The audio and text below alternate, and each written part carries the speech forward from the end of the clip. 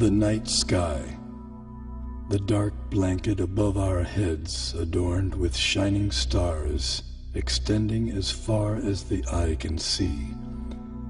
One of the most appealing and mystifying of all sights.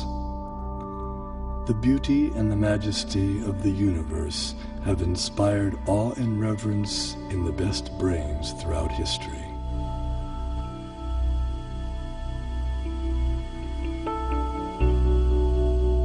There is a perfect brain behind all the natural physical laws. This most beautiful system of the sun, planets and comets could only proceed from the counsel and dominion of a powerful and intelligent being.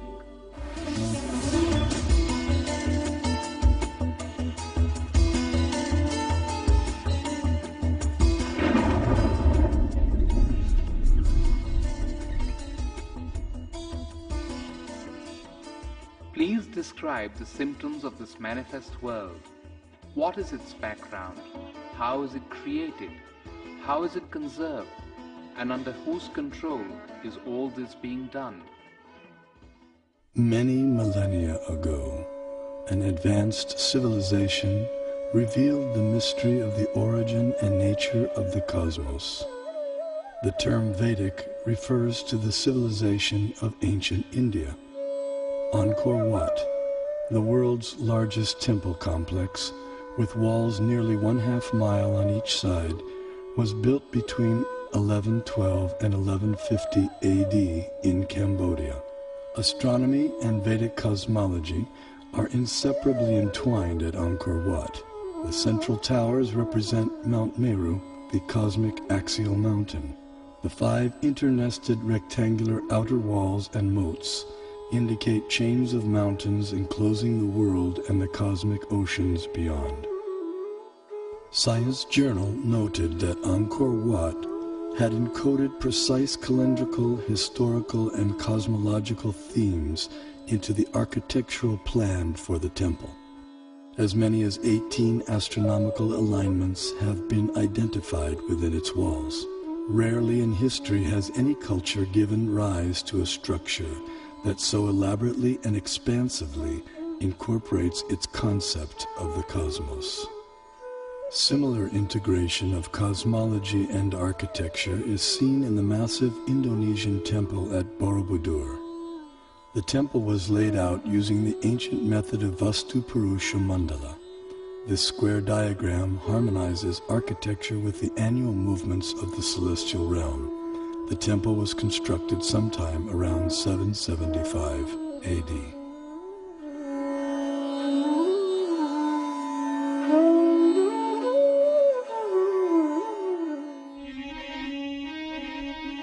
His Divine Grace A.C. Bhaktivedanta Swami, also known as Srila Prabhupada, author of 84 books on Vedic knowledge and founder of the International Society for Krishna Consciousness and the Bhaktivedanta Institute.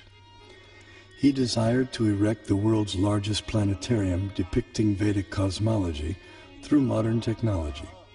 He hoped that this gigantic virtual 3D animated model would give the contemporary world access to the Vedic cosmos.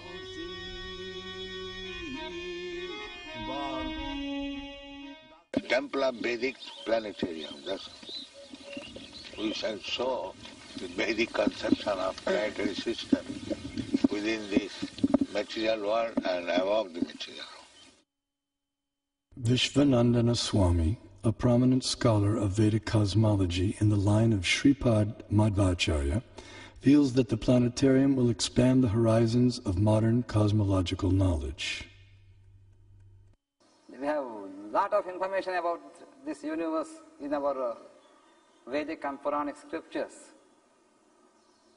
So certainly a person who is interested in exploration, he would get some material for exploration. The planetarium had many different exhibits, so he wanted some exhibits that would create this doubt in science that they don't have the proper explanation, and that the Bhagavatam has a better explanation. In the temple, and that, you know, it would show the Vedic cosmology. And I think later on he said that even if the scientists don't accept it, we don't care.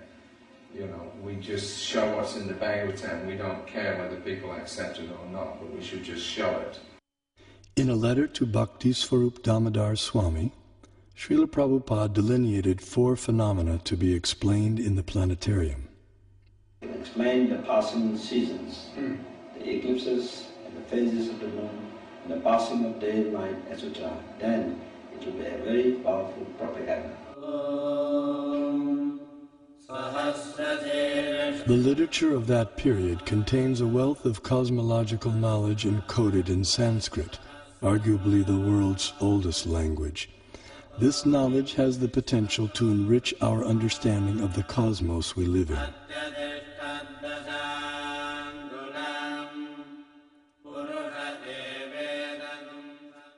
A fundamental principle of Vedic cosmology is the existence of a dual reality, material and non-material.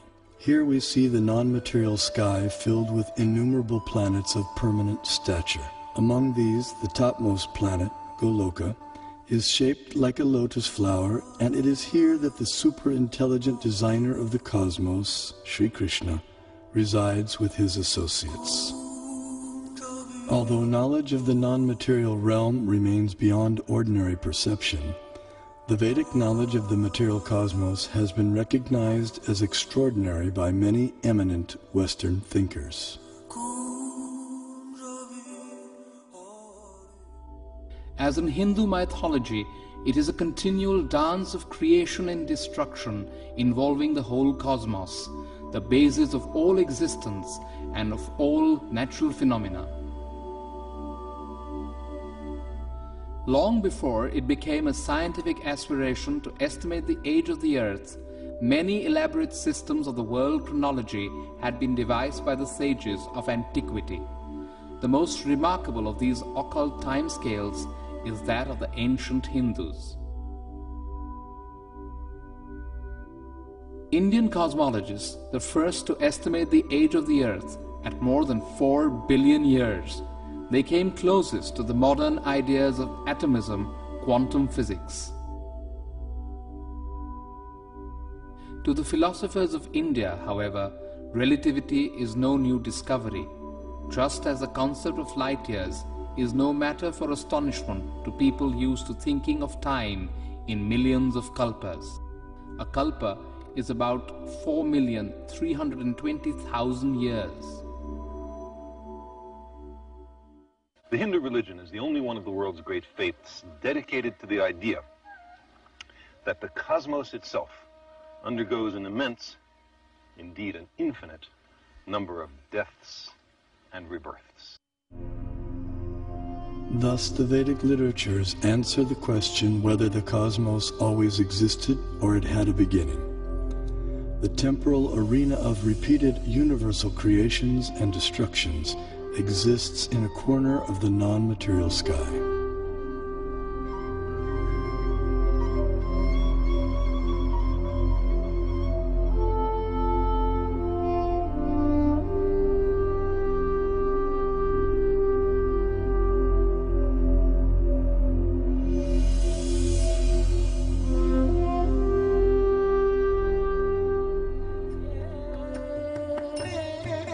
This material nature, which is one of my energies, is working under my direction, O son of Kunti, producing all moving and non-moving beings.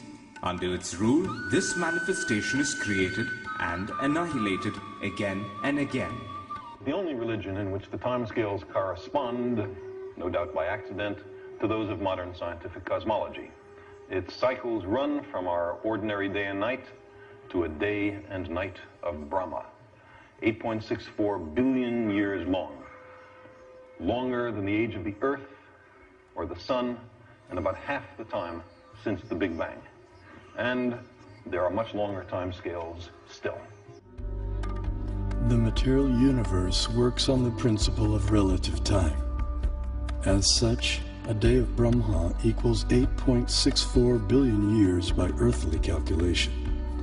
Since Brahma has passed half of his lifetime thus far, the age of our universe turns out to be approximately 155 trillion years.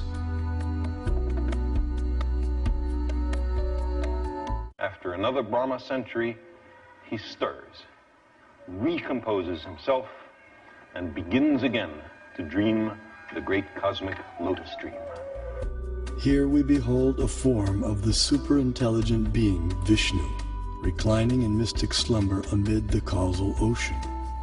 When he exhales, millions of universes issue from his body and expand, until he inhales when all the universes return within him. The universe is a sphere encased by successive coverings of the elements earth, water, fire, air, ether, intelligence, and ego. As a coconut has its hard outer shell and inner liquid, so the universe has its outer coverings and an inner space half filled with ocean water. On that ocean, another Vishnu expansion reclined on a serpent bed while being massaged by his consort Lakshmi.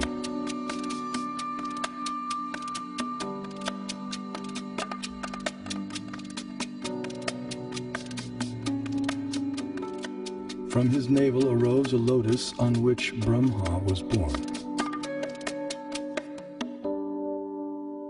Initially, the universe was pitch dark and Brahma engaged in meditation. Then he was empowered to create the universe. This account of creation may appear fantastic to some, but modern scientific theories also require fantastic leaps of faith to explain the origin of the universe.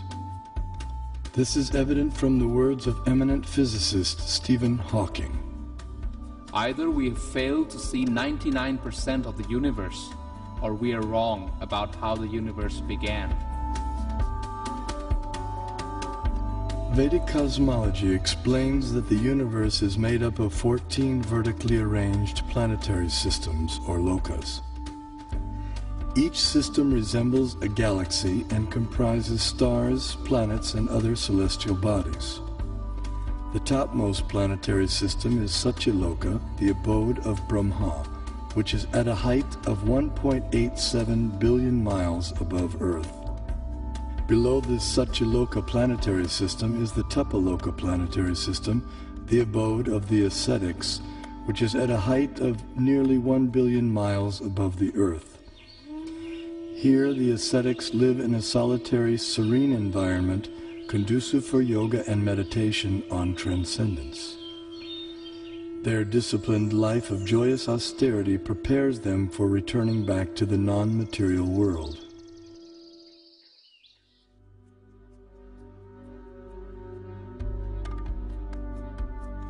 As we move down from Tapaloka, we pass through Maharloka and Janaloka until we reach the Svargaloka planetary system, also known as heaven. The alignment of heavenly bodies around the pole star was elucidated by Srila Prabhupada in a letter. We can see that at night the whole planetary system is turning around. And the pole star being the pivot. His planet has its orbit fixed, but the sun is moving up and down, north and south. It is not that we shall accept the theory that the sun is fixed and others are all going around the sun. That is not correct. In talks with leading disciples, Srila Prabhupada compared the revolution of planets and stars to a spectacular rotating chandelier. It's like this chandelier, and so the whole thing is moving. Then he developed this idea of the temple of the Vedic planetarium, and how he'd always go like this, dome, dome. He'd hold his hand like that. And he'd say, and then from the center of the dome, a chandelier, which shows the planets according to the Vedic version. Some spectacular kind of chandelier. This planetary system is rotating from east to west, and it is hanging like the chandelier, taking shelter of the pole star, as we can see every night. That the pole star or the North Star remains fixed and does not orbit in the sky is well known to astronomers and sailors alike. Less known is the fact that the pole star rotates powerfully on its own axis. The ancient Vedic text called Matsya Purana explains, "The planets and stars are all attached to the pole star by invisible astral cords of wind called pravaha. The revolution of the pole star causes the orbital motion of other planets and stars." Through meditation, yogic astronomers visualize the planets and stars as different parts of the body of Shishumar, the transcendental dolphin. The pole star, the topmost of the heavenly planets, is like the capital of the middle universe. Here, the third form of Vishnu resides on an ocean of milk. In times of universal disturbances, the demigods headed by Brahma come here to appeal for help. The pole star is also the abode of Dhruva, a pure and exalted devotee of the Lord.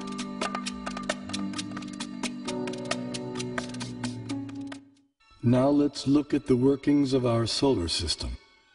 The mainstream scientific notion has been to portray the solar system as heliocentric or sun-centered.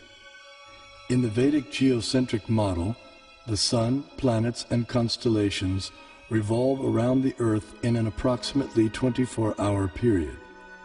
What may surprise many is that a geocentric or Earth-centered model is also capable of explaining the cosmic phenomenon with equal, if not better, accuracy, as is confirmed by many eminent scientists. Either CS could be used with equal justification. The two sentences, "the sun is at rest and the earth moves," or "the sun moves and the earth is at rest," would simply mean two different conventions concerning two different CS. We know that the difference between a heliocentric theory and a geocentric theory is one of relative motion only, and that such a difference has no physical significance. Obviously, it matters little if we think of the Earth as turning about on its axis, or if we view it at rest while the fixed stars revolve around it. Geometrically, these are exactly the same case of a relative rotation of the Earth and the fixed stars with respect to one another.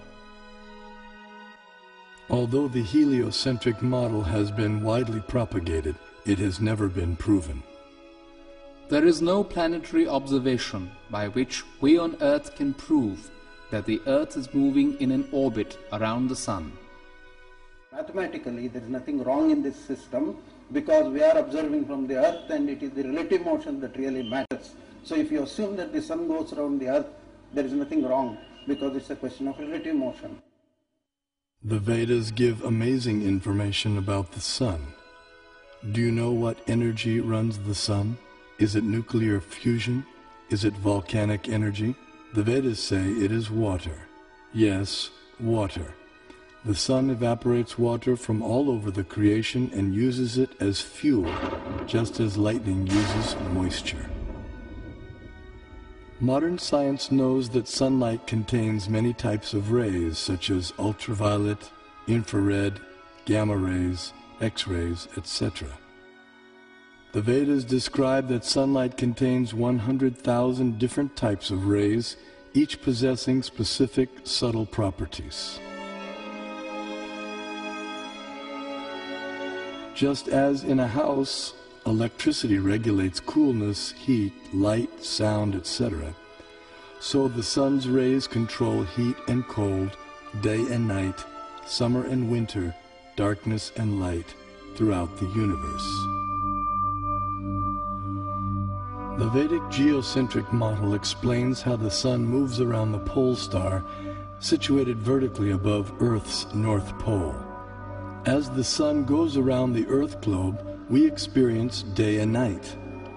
The stationary Earth, unlike the pole star, does not revolve on its own axis, though it is slightly tilted toward the pole star.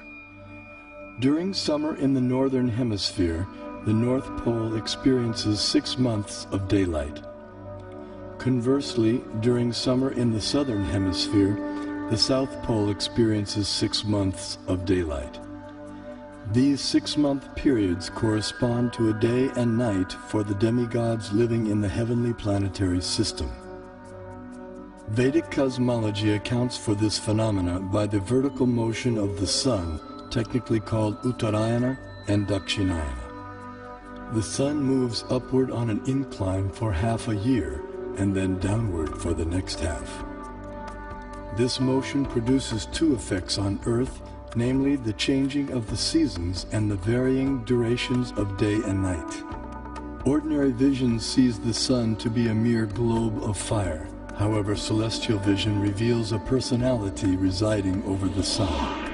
His name is Vivasvan, and he rides on a golden chariot pulled by 7 divine horses at a speed of 16,000 miles per second. The chariot has 1 wheel which moves on celestial Manasottara mountain. The horizontal shaft is linked to the axial hub of the universe, Mount Meru, and the diagonal shaft is linked to the pole star. With each circular path, the wheel gradually moves laterally inward for 6 months and then outward for 6 months. Similar to the chariot's vertical motion, this lateral action fine-tunes seasonal changes on Earth. When the orbital motion of the sun is viewed from above, its illumination is seen to extend out to half of the greater Earth plane.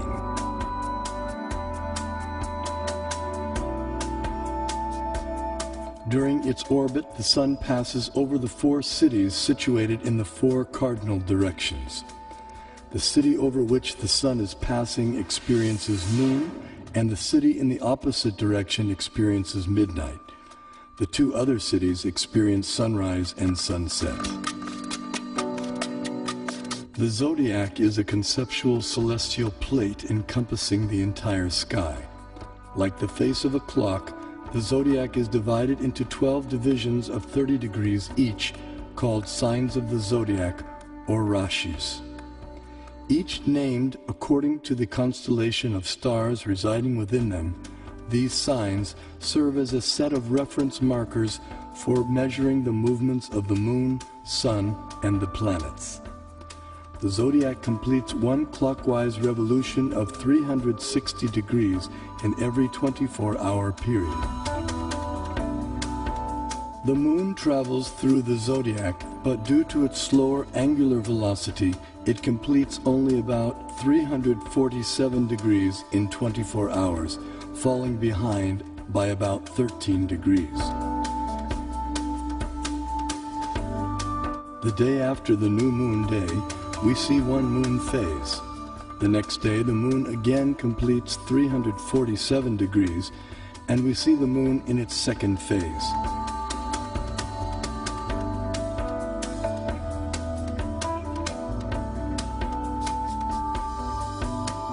In this way, the moon appears to travel in the opposite direction through the zodiac. This is also called retrograde motion. Thus, the phases of the moon increase each day for 15 days until the full moon. Then the moon's phases decrease gradually by 1 phase each day until the dark moon night. The Srimad Bhagavatam describes the vertical positions of the planetary orbits. First above the Earth plane is the Sun at a height of 0.8 million miles. Next higher comes the Moon at 1.6 million miles, followed by the Nakshatras, 28 stars, at twice the height, then Venus, Mercury, Mars, Jupiter, Saturn, Saptarishi constellation, and then finally the pole star at a height of 30.4 million miles. Although the Sun is 0.8 million miles above the Earth plane, its horizontal distance from the Earth is much greater. Although varying with the seasons, the mean Earth-Sun distance works out to be approximately 100 million miles. 80,000 miles below the Sun is a dark or invisible planet named Rahu.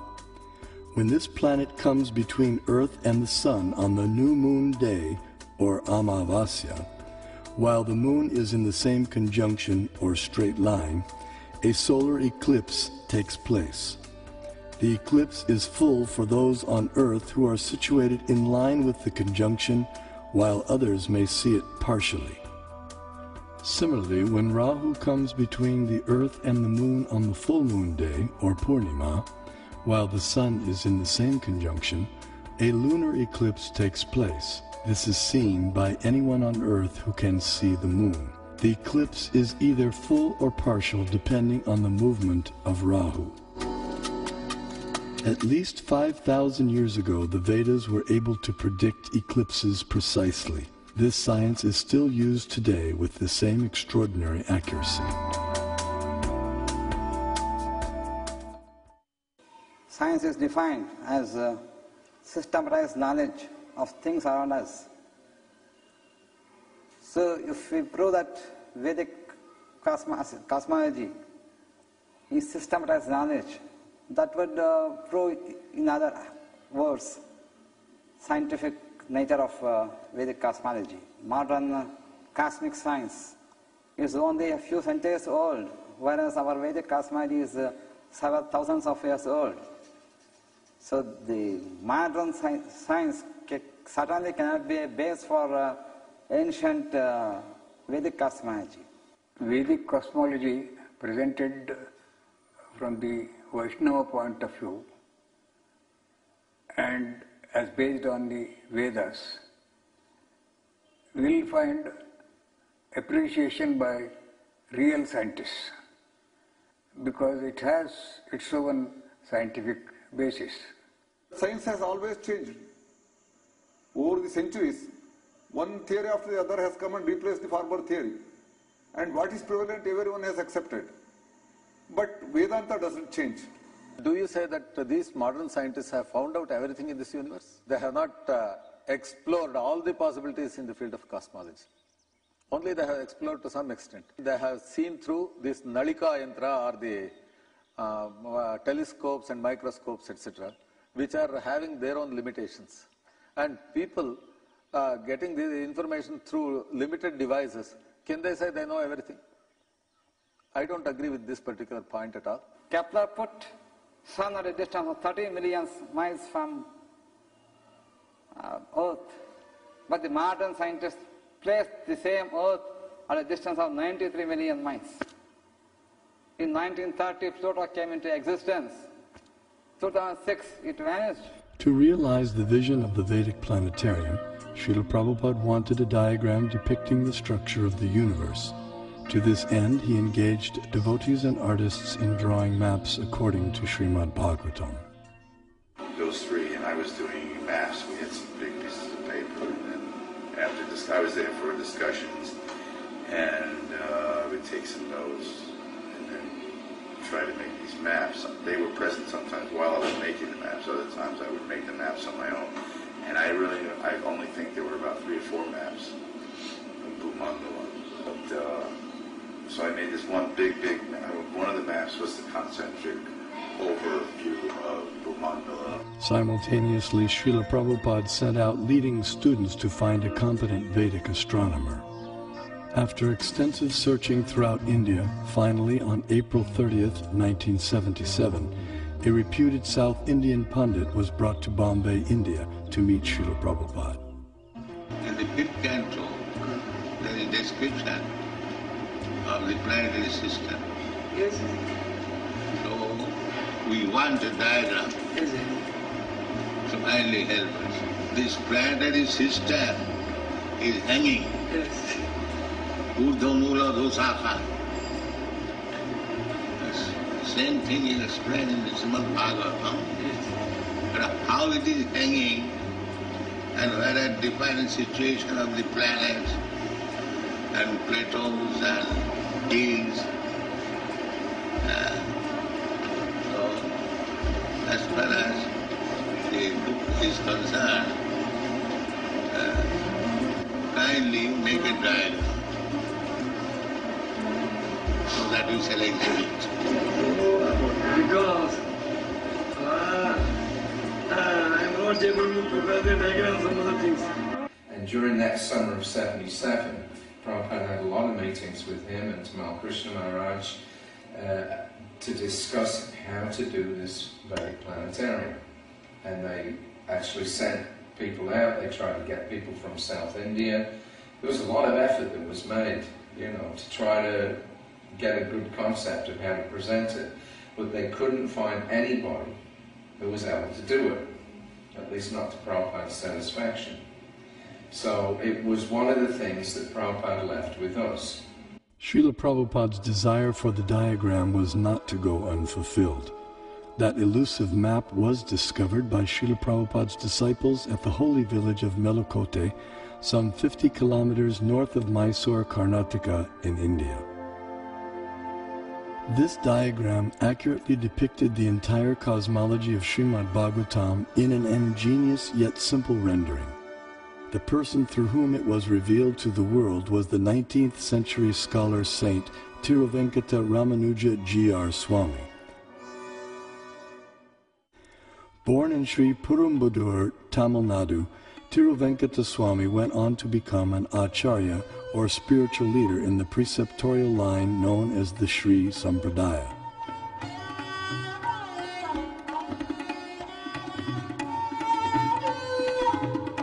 He spent several years of his life in Melakote, which 900 years earlier had been the residence place of Sripad Ramanujacharya, the most prominent acharya of the Sri Sampradaya. At Melakote, in the 1,000-year-old temple, Tiruvenkata Swami studied and taught the Vedas and also worshipped the deity of Tirucheluva Narayan.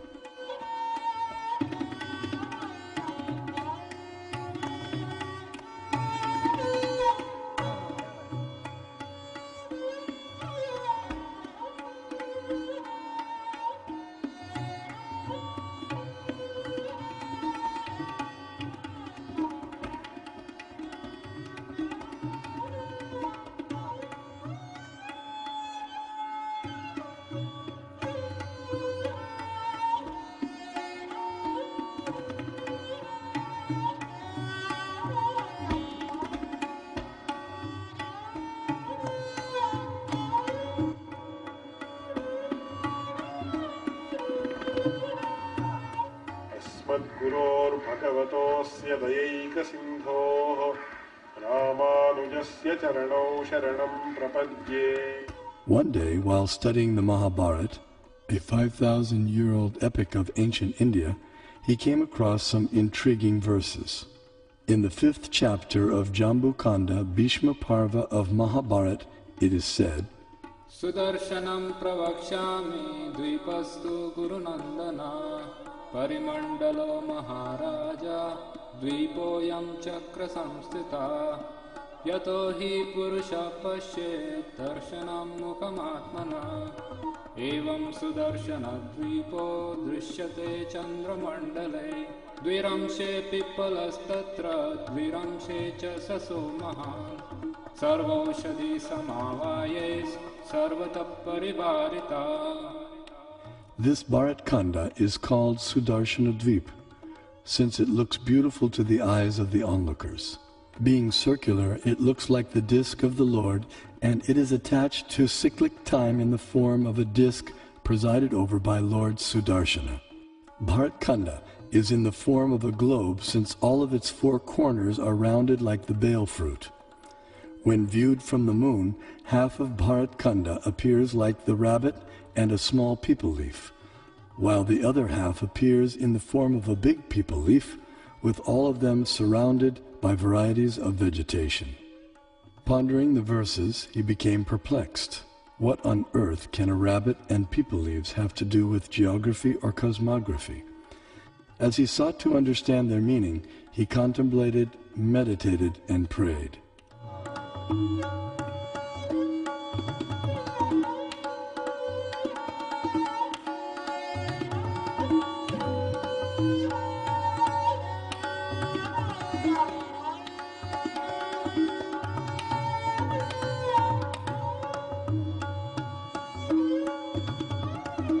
Finally, by divine inspiration, He sketched a drawing of the rabbit and the people leaves, but still remained mystified about their connection with the Earth's geography. Suddenly it dawned on him that if the drawing was turned upside down, the rabbit perfectly corresponded with Europe, Asia, and Africa, while the people leaves corresponded with North America, South America, and Australia. These continents comprise our Earth, which the Mahabharata calls Bharatkanda. Vishnu Purana also describes the Earth as Bharatkanda and gives its diameter as 8,000 miles. The Earth is also referred to by the name Bharatkanda in the invocation Sankalpa mantra chanted by Brahmana priests since time immemorial up until the present day. Jambudvipe Bharatavarshe Bharatakande Meroho Dakshine Pash. Vedic cosmology gives descriptions of the entire cosmos, including its subtle features. Perception and access to these subtle features, however, requires karmic qualification. Consequently, much of the cosmos described earlier, as well as parts of the cosmography about to be described, are imperceptible and inaccessible to us earthly inhabitants. Bharatkanda is one of the 9 islands of the larger and originally bow-shaped Bharatvarsha, which was divided by the sons of Sagara. Being completely surrounded by water, the islands are mutually unreachable. In the Vedas, Bharatkanda, our Earth, is also referred to by other names such as Sudarshan Dvip, Kumarika Dvip, and Navadvip, etc.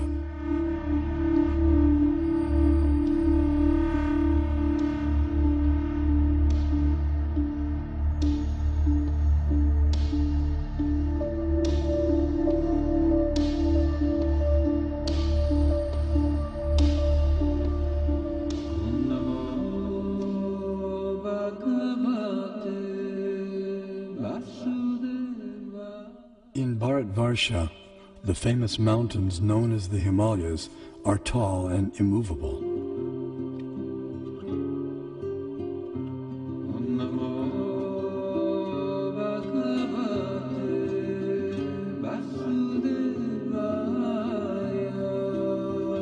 Here we find an abode of Lord Shiva, the greatest of the demigods.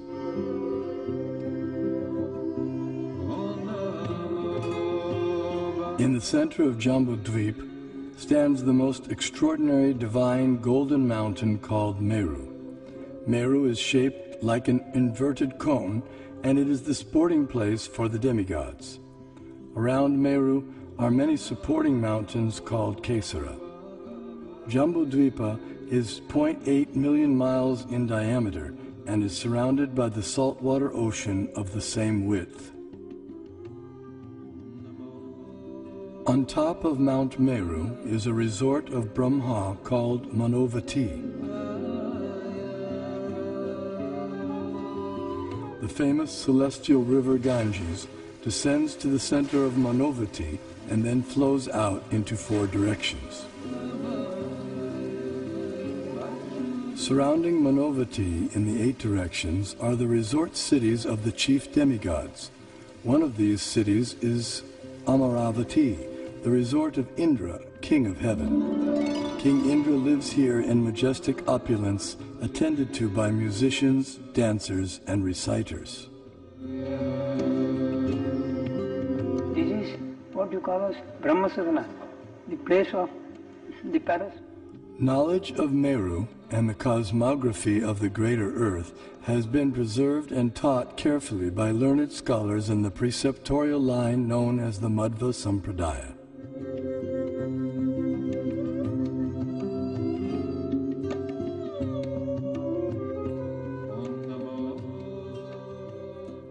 The greater earthly planetary system extends out to the edges of the universe and has a diameter of 4 billion miles.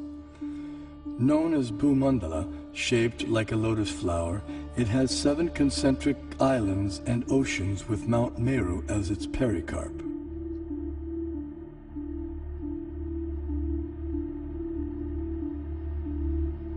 The 7 oceans respectively contain salt water, sugarcane juice, liquor, clarified butter, milk, emulsified yogurt, and sweet drinking water.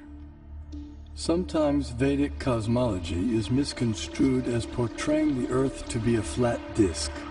This flat Earth misconception arises partly due to our inability to understand Vedic nomenclature. A single object may be referred to by several names, and a single name may refer to several objects. For example, the term Earth may be used to describe at least 6 different aspects of cosmology. The Earth we live on is indeed a globe, as explained by the Sanskrit word parimandale, meaning spherical, used in the Mahabharata text. The flat disk refers to the greater earthly planetary system of Bhumandala. 4 elephants of inestimable size are placed at the 4 directions for balancing the greater Earth. Below the earthly planetary system are 7 subterranean realms named Atala, Vitala, Sutala, Talatala, Mahatala, Rasatala, and Patala, which do not receive sunlight and which are inhabited primarily by demoniac living entities. To reach the first one must go 80,000 miles downward through underground tunnels. At successive depths of 80,000 miles are the remaining 6 netherworlds, all of which are fully developed underground civilizations. In the 4th level downward, Talatala Loka, lives the magical architect Maya Danava, who has designed many brilliantly decorated cities where proud materialists reside. Below the netherworlds are the 28 hellish planetary systems. The demigod of justice, Yamaraj, judges the unrighteous human beings after their deaths and sends them to one of these planets. There, errant souls are administered appropriate punitive measures corresponding to their misdeeds.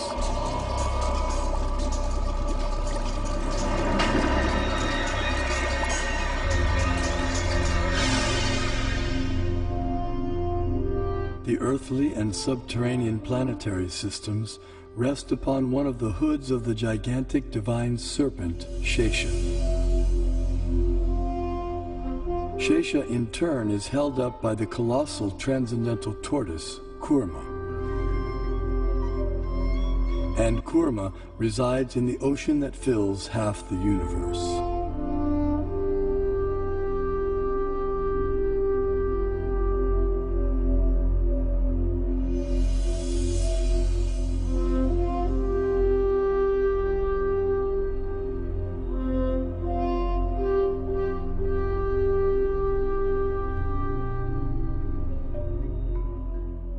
We had the great stalwarts in Kerala, like Madhava, who gave infinite series formulae for sine, cosine, pi, nearly 2 centuries before Newton was born, to teach calculus to the world. Albert Einstein also recognized the contribution of Vedic mathematics to science.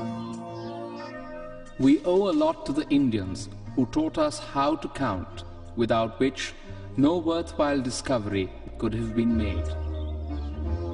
Vedic cosmological knowledge is revealed in 2 primary texts, namely the Puranas and the Jyotisha.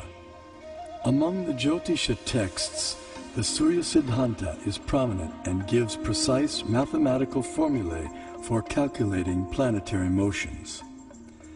The Surya Siddhanta contains extraordinary astronomical calculations which predate modern science itself. However, many contemporary scholars have been unable to understand Puranic cosmology. Nevertheless, detailed studies of both texts show that their foundational astronomical principles are identical. For instance, both calculate atomic time as the time it takes for the sun to pass over an atom. Similarly, both texts calculate the frequency of planetary revolutions in terms of their retrograde motion with respect to the zodiac. Furthermore, the apparent contradictions between the 2 texts are resolved by using the formula for converting the actual distances recorded in the Puranas into angular velocity stated in the Jyotisha. This Surya Siddhanta, originally spoken ages ago by Surya, the sun god, was translated and commented upon in the 20th century by the brilliant astronomer named Bimala Prasad Siddhanta Saraswati. The Vedic thought should be preserved. If you are not able to interpret, someone will interpret at a later stage. After a millennium, let someone come and interpret. We have to preserve that.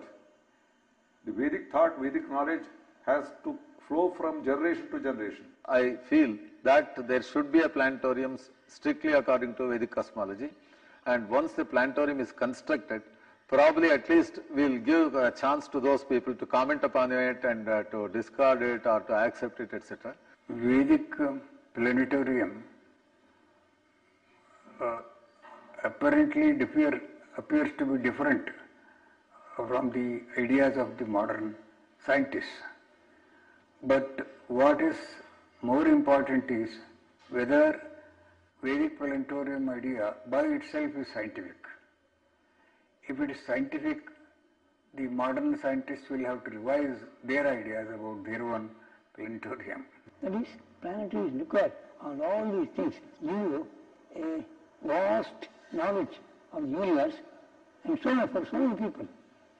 So you are only, you are the one, not only the person to enjoy, you will allow all others to know about it.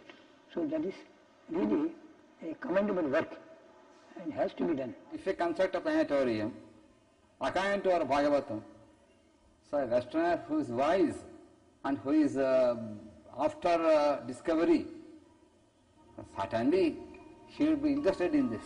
There is a famous proverb, one figure is worth 1,000 words. I think I can extend this proverb.